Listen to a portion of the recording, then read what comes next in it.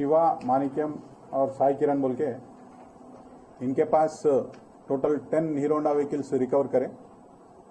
ये चोरियों का केस में सरूर नगर में मीरपेट, मलकपेट लिमिट्स में चोरी करे से है।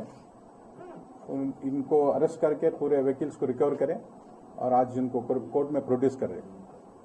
हीरो होंडा चुराने में क्या हीरो होंडा थोड़ा बेचने में इजी होता, कहीं लगाने में भी बेचने में भी। क्यों बोलते हीरो होंडा को एक अच्छा डिमांड है बोल के, माइलेज के देता बोल के वैसा सेलेक्ट कर लिए सर। कलर फैक्टर भी कुछ वैसा तो कुछ नहीं है, वैसा कुछ नहीं है सर।